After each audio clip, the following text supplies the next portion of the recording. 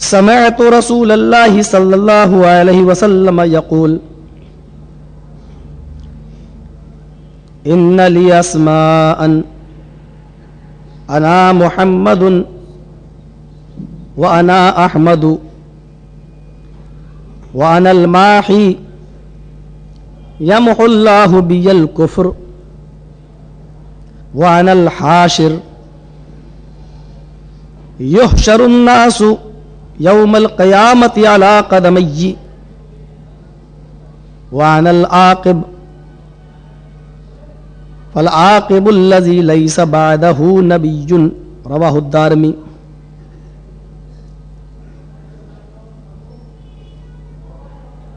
رب اشرح لی صدری ویسر لی امری واحلل عقدۃ من لسانی یفقہوا قولی. رب زدنی علما اللہم رب زدنی علما. حمد و ثنا، تعریف و توصیف، کبریائی و بڑائی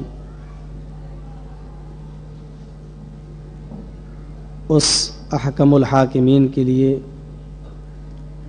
لائق و سزاوار ہے جو ذات ہر شے پر قادر ہے، جس نے ہماری ہدایت، کامیابی و کامرانی کے لیے، ہماری فلاح و بہبودگی کے لیے پیغمبروں کا سلسلہ چلایا، اور اس سلسلے کی آخری کڑی ختم ہو جاتی ہے جناب محمد رسول اللہ صلی اللہ علیہ وسلم پر، جس نے ہمیں اور آپ کو محمد رسول اللہ صلی اللہ علیہ وسلم کا امتی ہونے کا شرف بخشا.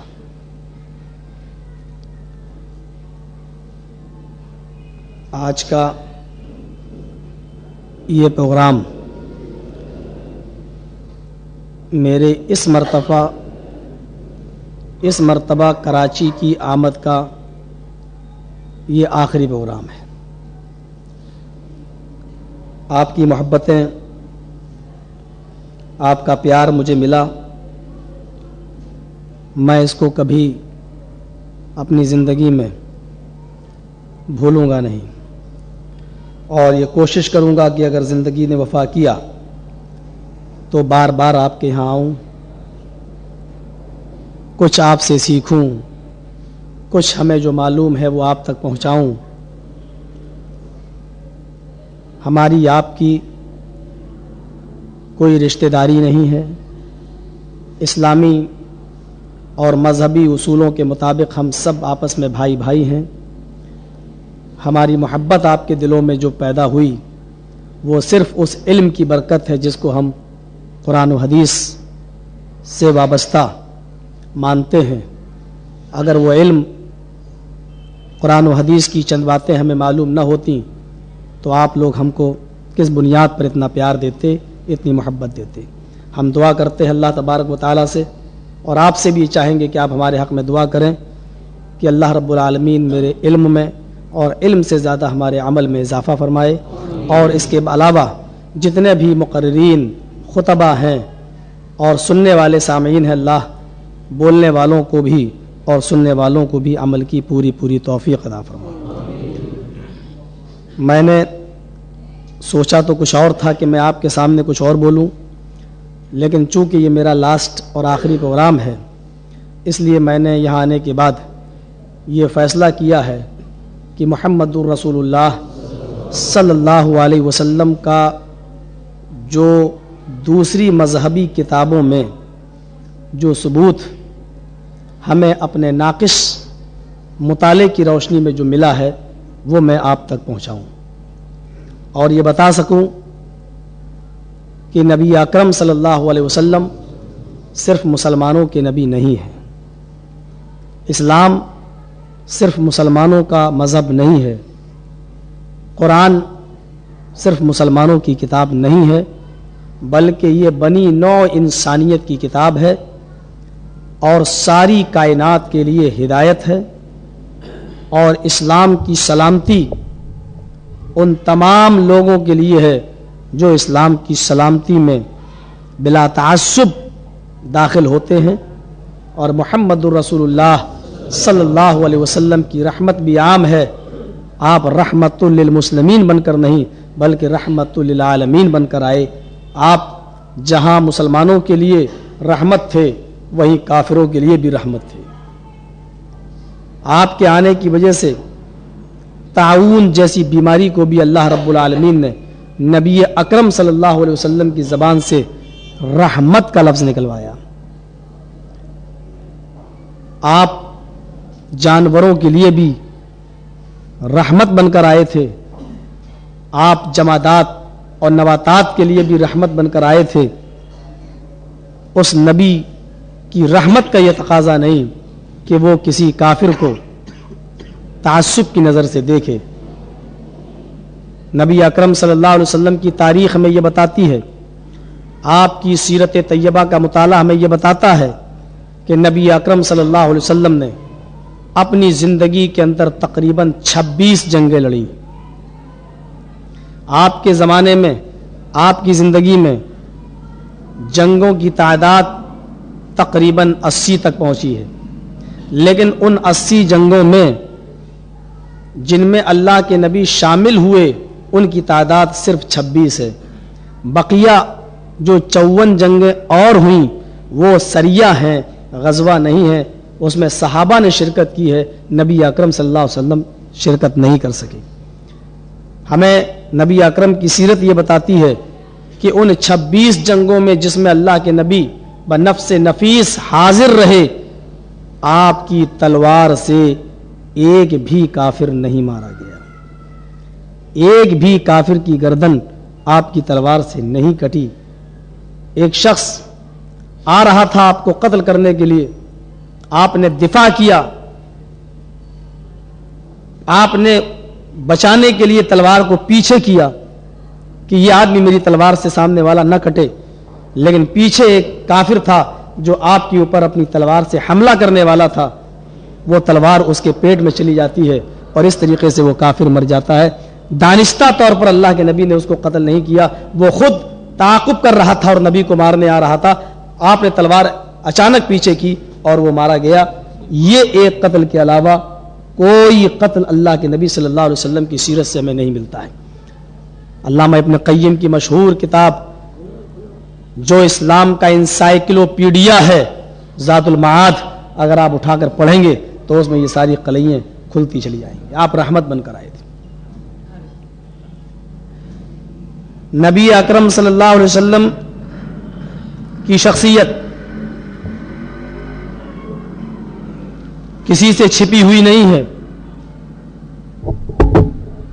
ہمارے ہندوستان کے اندر بھی ہے جو بڑے بڑے ہمارے ہندو پنڈت ہیں، وہ نبی اکرم کی شان میں محمد صاحب کا جملہ لگاتے ہیں،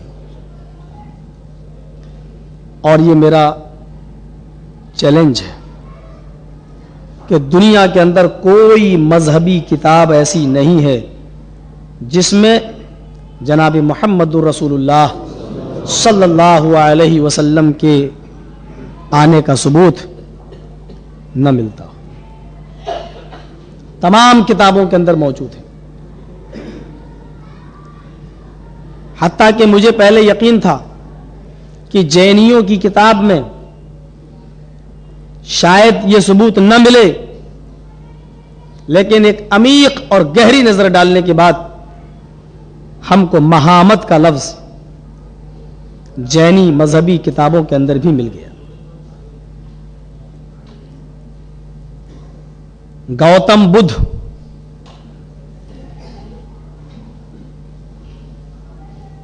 جن کے ماننے والے بدھسٹ کہلاتے ہیں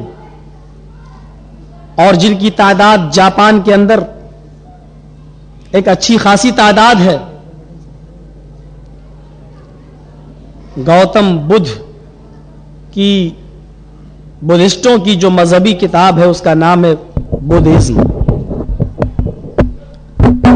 وہ پوری کتاب ہمارے پاس انڈیا کے اندر موجود ہے. گوتم بدھ نے جو پیشین گوئی کی تھی وہ بدھ ازم پیش نمبر 178 کے اندر صفحہ نمبر 178 کے اندر آج بھی ان الفاظوں کے اندر موجود ہے. اوہ نندا, I am not first Buddha and I am not last Buddha, but a Buddha will come after mine, his name will be Maitreya. یہ نندا گوتم بدھ کا ویسا ہی شاگرد ہے جیسے نبی اکرم کے ساتھ ہر وقت حضرت ابو بکر رہا کرتے تھے. گوتم بدھ نے کہا, اوہ نندا, میرے شاگرد, میں کوئی پہلا رسول نہیں ہوں. I am not first Buddha, میں پہلا بدھ نہیں ہوں, میں پہلا رسول نہیں ہوں. بدھ کا یہ شبد, یہ لفظ سنسکرت زبان کا لفظ ہے, اور بدھ میں کا سنسکرت کا ہندی میں جو ترجمہ ہوگا وہ ہوتا ہے اوتار, نراشنس یا نبی. اوہ نندا, I am not first Buddha, میں پہلا رسول نہیں ہوں, میں پہلا ایلچی نہیں ہوں. And I am not last Buddha, اور میں آخری بھی نہیں ہوں کہ میرے بعد کوئی نہیں آئے. ایسا بھی نہیں کہ میں آخری ہوں اور میرے بعد اب کوئی نہیں آئے گا. But a Buddha will come after mine, بلکہ میں خوشخبری تمہیں دیتا ہوں, ایک بدھا میرے بعد آئے گا, ایک رسول میرے بعد آئے گا. His name will be Maitreya, اس کا نام متریہ ہوگا. متریہ کا یہ لفظ بھی سنسکرت کا شبد ہے, سنسکرت کا ورڈ ہے, سنسکرت کا لفظ ہے, اور متریہ کا سنسکرت میں کا ہندی یا اردو میں ترجمہ ہوتا ہے شفاعت کرنے والا, پکش اور حمایت کرنے والا. اور یہ لفظ صرف محمد الرسول اللہ صلی اللہ علیہ وسلم کے اوپر چسپاں ہوتا ہے. آپ کا ایک نام شفیع المذنبین, گناہگاروں کی شفاعت کرنے والا. قیامت کا دن ہوگا, میدان محشر میں لوگ جمع ہوں گے, سارے پیغمبر شفاعت کا انکار کر دیں گے, لوگ محمد الرسول اللہ صلی اللہ علیہ وسلم کے پاس آئیں گے. پھر حدیث کے الفاظ یہ ہے کہ نبی اکرم اپنا سر سجدے میں رکھیں گے اور اللہ کی تعریف کریں گے جتنی کرنا چاہیں گے. پھر آواز آئے گی, ارفع راسک یا محمد, آئے محمد صلی اللہ علیہ وسلم اپنے سر کو اٹھاؤ. سل, مانگو تو تا, جو مانگو گے تمہیں ملے گا, تمہیں دیا جائے گا. حالانکہ اللہ جانتا ہے کہ میرا نبی کیا مانگے گا, عالم الغیب ہے وہ جانتا ہے کہ میرا رسول کیا مانگے گا. لیکن دنیا کو یہ بتانے کے لیے کہ آئے دنیا والوں, جنہوں نے دنیا میں ہی محمد رسول اللہ کو مختار کل سمجھ رکھا ہے, وہ سمجھ لیں, وہ جان لیں کہ دنیا میں بھی میرا نبی محتاج تھا میرا, اور آخرت میں بھی وہ میرا ہی محتاج ہے. تم کہتے ہو کہ وہ تو اللہ کے پڑھنے میں وحدت کے سوا رکھا ہی کیا ہے, لے لیں گے محمد سے جو کچھ لینا ہوگا. نبی اکرم صلی اللہ علیہ وسلم فرما رہے ہیں, کسی نے پوچھا اللہ کے نبی مجھے 2 لفظوں میں بتائیے توحید کس کو کہتے ہیں؟ فرمایا اذا سألت فاسأل اللہ واذا استعنت فاستعن باللہ. جب سوال کر تو اللہ سے سوال کر, اور جب کوئی مدد طلب کر تو اللہ سے مدد طلب کر. جوتے کا تسمہ بھی اگر تجھے مانگنا ہو تو وہ اللہ سے مانگ. تو دنیا میں بھی میرا نبی اللہ کا محتاج تھا, اور آخرت میں بھی اللہ سے جب تک مانگے گا نہیں اللہ دے گا نہیں. ارفع راسک یا محمد, آئے محمد اپنے سر کو اٹھاؤ. بہت تم نے اللہ کی تعریف کر لی ہے، مانگو، سل امپریٹیو سینٹنس فعل امر، مانگو، تو تا پیسیو وائس مجہول، جو مانگو گے تمہیں دیا جائے گا، مانگو۔ تب اللہ کے نبی سفارش کریں گے گناہگار امتیوں کی، جتنوں کو اللہ رب العالمین بخشنا چاہے گا اتنوں کو بخش دے گا۔ اس لیے اللہ کے نبی صلی اللہ علیہ وسلم کا ایک نام شفیع المذنبین ہے۔ بخشش ان لوگوں کی ہوگی جو شرک سے پاک ہوں گے، جنہوں نے شرک نہ کیا ہوگا۔ بخشش ان لوگوں کی ہوگی جنہوں نے دنیا میں بدعتیں ایجاد نہ کی ہوں گی۔ دین کے اندر نئی نئی بدعتیں نکالنے والوں کی بخشش اللہ کے نبی بھی نہیں کرا سکیں گے۔ حدیث کے اندر وہ الفاظ موجود ہیں بخاری شریف کے اندر جو حضرت سہل رضی اللہ تعالیٰ عنہ سے مروی ہے، فرماتے اللہ کے نبی نے فرمایا انی فرطکم علی الحوض، میں حوض کوثر پہ ہوں گا تمہارا میر کارواں، اور میں اپنے امتیوں کو پانی پلاؤں گا حوض کوثر کا، وہ پانی جو دودھ سے زیادہ سفید ہوگا، جو شہد سے زیادہ میٹھا ہوگا، جو برف سے زیادہ ٹھنڈا ہوگا، اور جس کی صفت اللہ کے نبی نے یہ بیان فرمائی ہے من شرب لم یظما بدا، جو ایک بار میرے ہاتھوں سے حوض کوثر اس حوض کے پانی کو پی لے گا، اس کو پورے 50,000 سال تک پھر پیاس کی شدت محسوس نہ ہوگی۔ میرے امتی آئیں گے، میں ان کو پانی پلاؤں گا، اسی درمیان ایک جماعت میرے پاس آئے گی، ایک قوم میرے پاس آئے گی، وہ مجھے پہچانتی ہوگی اور میں بھی ان کو اعضائے وضو کے چمکنے سے پہچان رہا ہوں گا کہ یہ میرے امتی ہیں۔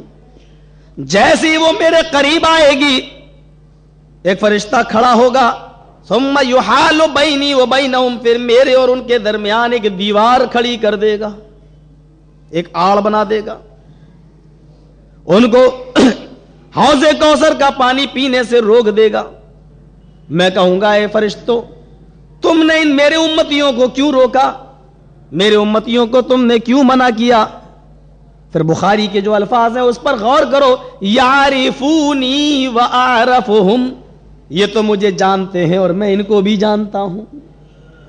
یعرفونی جمع مذکر غائب، یہ تو مجھے جانتے ہیں، اعرفہم واحد متکلم، اور میں ان کو بھی پہچانتا ہوں، یعنی یہ جانتے ہیں کہ میں ان کا نبی ہوں، میں ان کا رسول ہوں، یہ آ رہے ہیں رسول سمجھ کر، محمد رسول اللہ سمجھ کر میرے پاس، وعرفہم، اور میں ان کو بھی پہچان رہا ہوں، ان کے اعضائے وضو چمک رہے ہیں، یہ دنیا میں وضو بنایا کرتے تھے، ان کی پیشانیاں چمک رہی ہیں، تو میرے امتی ہیں، پھر میرے امتیوں کو تم نے پانی پینے سے کیوں روکا؟ اس کے بعد جواب دیں گے جو فرشتے، وہ جواب سننے کے لائق ہے۔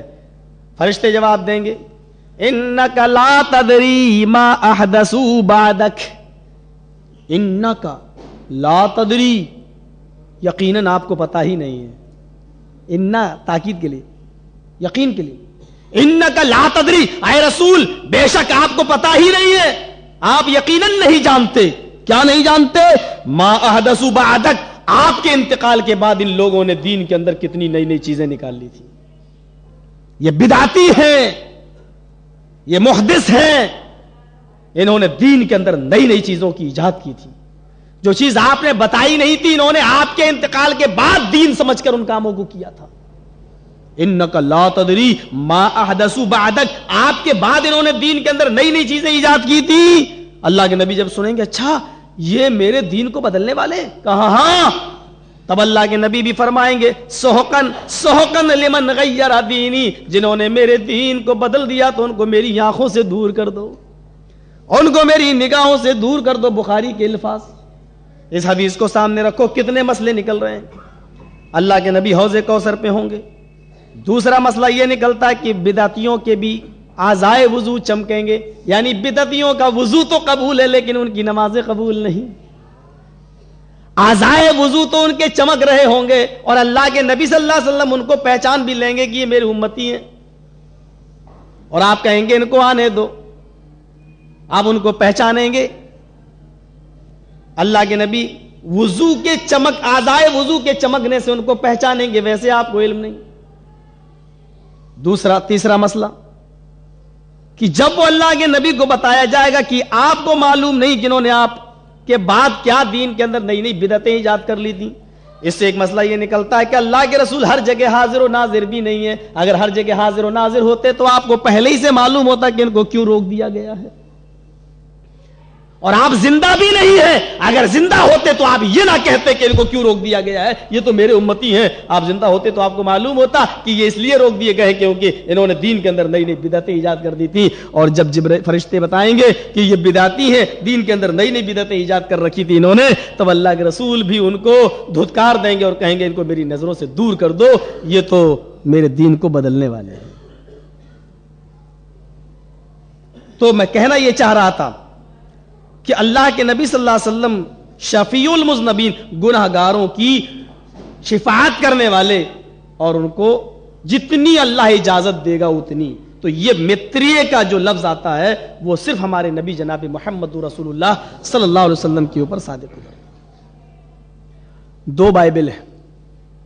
ایک بائبل برٹین کی چھپی ہوئی ہے, ایک بائبل آپ کی امریکہ کی چھپی ہوئی ہے. برٹین کی جو بائبل چھپی ہوئی ہے وہ بائبل میرے پاس موجود ہے. برٹین کی بائبل کے اول نمبر 5 کے اندر اور پیج نمبر 385 پر یہ عبارت نبی اکرم کی شان میں عیسیٰ علیہ السلام نے جو پیش کی وہ یہ, I will pray the Father, he shall give the another comforter. After that I will not talk much with you because the prince of this world comes, his name will be Ahmad. میں اپنے باپ سے یہ دعا کروں گا, I will pray the Father. عیسیٰ کو son of God کہا گیا ہے, اللہ کا بیٹا. عیسائیوں کی اپنی کتاب میں, بائبل میں, جبکہ امریکہ سے جو بائبل چھپی ہوئی ہے اس میں صاف لکھا ہوا ہے اسی اول number 5 per, he has no father and he has no mother. نہ اس کا کوئی باپ ہے نہ اس کی کوئی ماں ہے.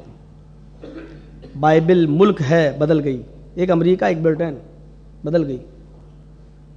ہمارے ہاں بمبئی میں آئیے اور ہندوستان کا سب سے بڑا ہندو دھرم کا جو کتب خانہ ہے جہاں سے کتابیں چھپتی ہیں اور بکری ہوتی ہے مذہبی کتابوں کی, دھارمک پستکوں کی, وہ ہے گیتا پریس گورکھپور.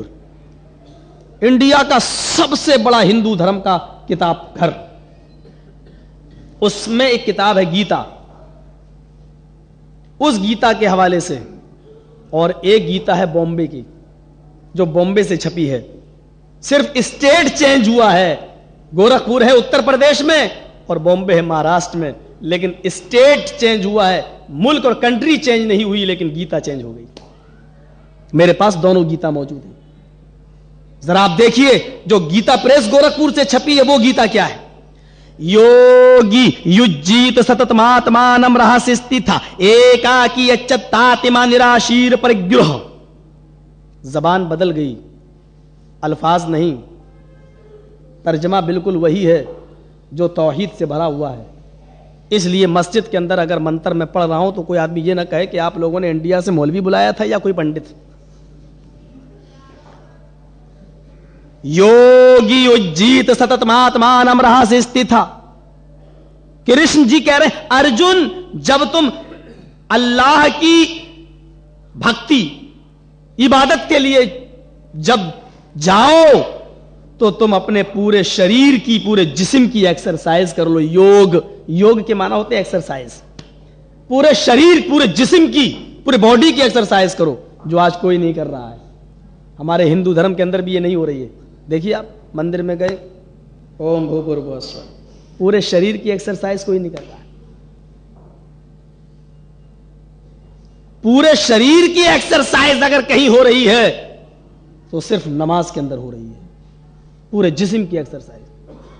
آپ دیکھ لیجئے, اللہ اکبر, یہ ابھی میں بتاتا ہوں, کرشن جی بھی نماز جو پڑھتے تھے تو اوپر ہی نیت باندھتے تھے. اور میں نے